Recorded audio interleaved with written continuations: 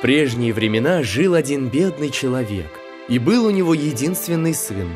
Джигит ловил неводом рыбу в озере, так и кормил отца с матерью.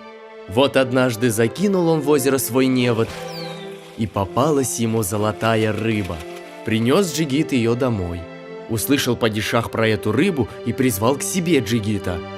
«Скажи-ка, сынок, ты правда поймал золотую рыбу?» Тот отвечает: «Да». «Принеси мне ее», приказал падишах. Хочешь не хочешь, пришлось Джигиту отнести во дворец драгоценный улов. Падишах велел принести большой таз, налить в него воды и запустить туда золотую рыбу. Как начала рыба плавать, сверкать золотой чешуей, так весь дворец осветился ярким светом. Падишах не может от нее глаз оторвать, сидит и смотрит. А визири падишаха, прослышав про то, что простой рыбак смог так хорошо угодить их господину, разозлились. «Того и гляди, этот парень захочет занять наше место», сказал один визирь. А другой ответил: нужно избавиться от него, пока он молод и глуп. Думали они, думали, что им делать, и решили сказать падишаху, что золотой рыбе нужна золотая вода. Пусть отправит за ней Джигита. И пошли визири к падишаху. «Повелитель, твоей золотой рыбе нужна золотая вода». «Где же мы возьмем золотую воду?» Заволновался падишах. А визири говорят: «Раз тот молодой рыбак сумел поймать золотую рыбу, сумеет и золотую воду принести». Призвал падишах Джигита к себе. «Сынок, раз ты уж принес мне золотую рыбу, принеси для нее и золотую воду». «Хорошо», — согласился тот и вернулся домой к отцу с матерью. «Зачем тебя звал падишах?» — спросили они. «Велел мне принести золотую воду». «Сынок», — заплакали отец с матерью, — «как же ты сможешь ее добыть? Уйдешь, не вернешься». «Нет, вернусь», — пообещал Джигит и пошел на поиски. Много прошел он разных земель, разных стран, и вот сел как-то раз отдохнуть, перекусить. Пока ел, подошел к нему один старик. «Куда идешь, сынок?» — спрашивает. «Я, дедушка, ищу золотую воду». «Если так, не сиди здесь долго, продолжай путь. Дойдешь до моря, и причалит к берегу пароход. Это непростое судно. Если на него садится счастливый человек, то уже через час он переплывает на тот берег. А если несчастный, целый год плыть будет. Поторопись, сынок». Вскочил Джигит и побежал. Успел как раз вовремя. Только сел на пароход, как сразу же отчалили от пристани. И через час уже к другому берегу подплыли. Удивляются матросы: что за чудо? Путь, который обычно за год проплывают, за 1 час проплыли. Значит, сел на борт очень счастливый человек. Сошел Джигит с парохода и дальше пошел по тропинке. Шел и вспомнил, что старик ему еще кое-что сказал. «Сойдешь с парохода, пойдешь по тропинке направо. Дойдешь до реки с высоким берегом, спустишься вниз». Дошел Джигит до высокого берега, нашел место поудобнее и спустился вниз. А как спустился, почувствовал, что силы покидают его. Сидел и случайно посмотрел на воду, а там очень красивая девушка. Поднял голову и видит, что стоит она на другом берегу, а в воде ее отражение. Сказала девушка: «Иди на этот берег». «Как же я перейду?» – спросил Джигит. «Перепрыгни. Наверное, сможешь всего 1 сажень перепрыгнуть». Прыгнул Джигит и перепрыгнул реку. Обняла его девушка. «Значит, это ты, братишка? Как же ты вырос!» Оказывается, эта девушка была его родной сестрой. Однажды ее украли пыри, и долгие годы она жила у них и готовила для них еду. Надо сказать, в этой стране пыри не было мужчин. Там жили только женщины. Вот девушка и говорит братишке: «Что же нам делать? Если они тебя увидят, то убьют. Давай переоденем тебя в женское платье». Переоделся Джигит, и пошли они во дворец Пери-Шахини. Визирем у Пери-Шахини была женщина по имени Чулак. Каждый день Чулак давала девушке по 2 фунта мяса, и девушка варила из него суп. Вот и сегодня, как обычно, принесла 2 фунта мяса, девушка собралась сварить из него суп, а Джигит ей говорит: «Подожди-ка, сестра, давай я сварю это мясо!» И сварил. Чулак пришла и стала взвешивать вареное мясо. Вместо 2 фунтов мяса оказалось 3. Чулак доложила об этом Шахине. «Дай еще 2 фунта мяса, проверим», — приказала та. Чулак принесла еще 2 фунта мяса, и снова его сварил Джигит. Взвесила Чулак, опять 3 фунта. Тогда заподозрила Шахине неладное. «Эта девушка варит нам мясо уже много лет, и никогда такого не было. Сама она варит или кто-то варит вместо нее?»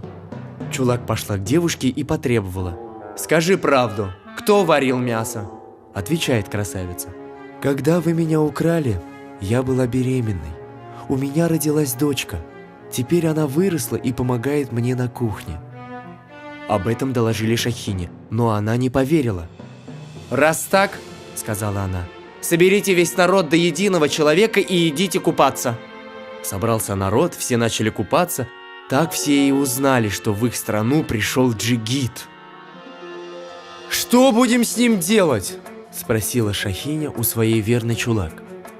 Чулак отвечает: «Я не хочу, чтобы этого Джигита убили.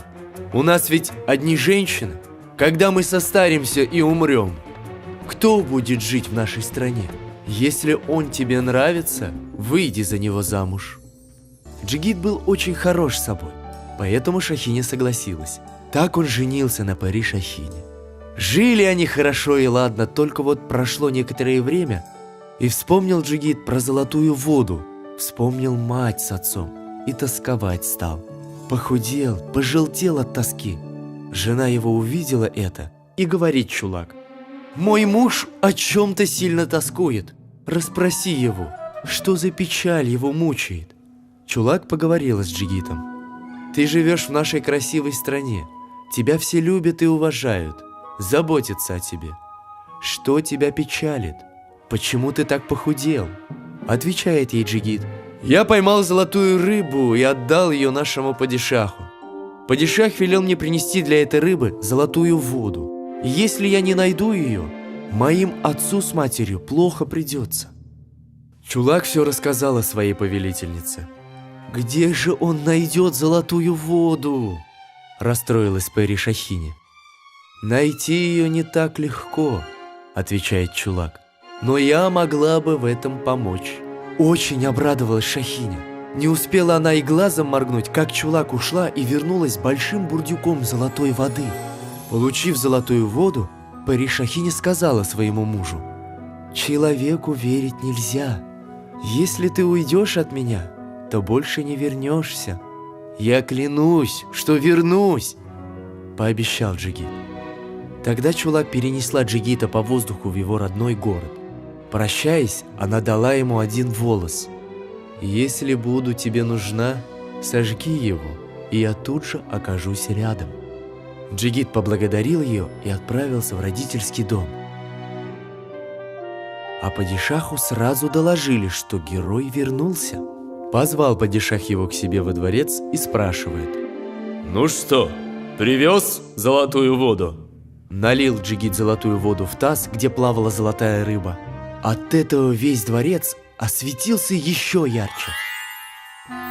Снова разозлились 2 визиря. Посоветовали они падишаху на этот раз приказать юноше добыть птицу с золотыми перьями, которая чудесно поет.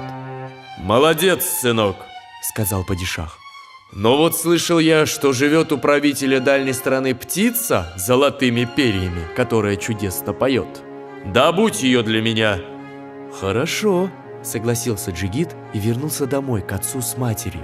«Зачем тебя звал падишах?» «Велел мне добыть птицу с золотыми перьями».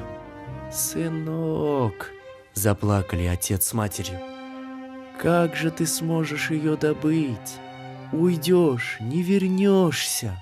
«Нет, вернусь», — пообещал Джигит и пошел искать чудесную птицу. Он сжег волшебный волос, тут же рядом с ним оказалась Чулак и перенесла его по воздуху во дворец жены. День 2 юноша был радостен. а потом снова загрустил. Похудел, пожелтел от тоски. Жена его увидела это и говорит своей верный чулак: «Мой муж снова о чем-то сильно тоскует. Расспроси его, что за печаль теперь его мучает». Чулак поговорила с Джигитом, и он ей все рассказал.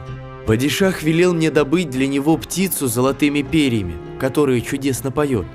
И если я не найду ее, моим отцу с матерью плохо придется». Чулак передала эти слова своей повелительнице. «Такая птица живет у моей сестры. Когда умер отец, мы с ней поругались, никак не могли наследство поделить. И дали слово не разговаривать и в гости друг к дружке не ходить. Трудно будет добыть эту птицу», — опечалилась Паришахиня. «Я перехитрю твою сестру», — сказала Чулак и отправилась во дворец к сестре Паришахине. Поздоровалась и говорит: «Я пришла к тебе по важному делу. Твоя сестра вышла замуж за Джигита и приглашает тебя в гости. Привези жениху в подарок свою птицу с золотыми перьями». Та согласилась. Служанки наготовили много вкусных кушаний, убрали и украсили отдельный дворец для сестры Паришахини. А когда гостья прибыла, встретили ее с большими почестями. Обнялись сестры, поплакали вместе и порадовались. «Я слышала, ты вышла замуж. Где ж твой муж?» – спрашивает гостья. Привели Джигита, и подарила ему сестра Паришахини птицу с золотыми перьями, которая чудесно поет. Взял Джигит птицу, и Чулак снова перенесла его по воздуху в родной город. И снова дала ему один волшебный волос. «Если буду тебе нужна, сожги его, и я тут же окажусь рядом». Вернулся Джигит в родной дом к отцу с матерью. Они очень обрадовались, долго его обнимали. «Ждет ли меня падишах?» – спрашивает их сын. «Падишах умер, сынок», – отвечает ему отец. «Зато весь народ ждет твоего возвращения». Люди услышали, что Джигит вернулся, собрались на большой площади и выбрали его своим новым падишахом. Прогнал новый падишах злых визирей и назначил на их место добрых, а отца с матерью взял к себе во дворец.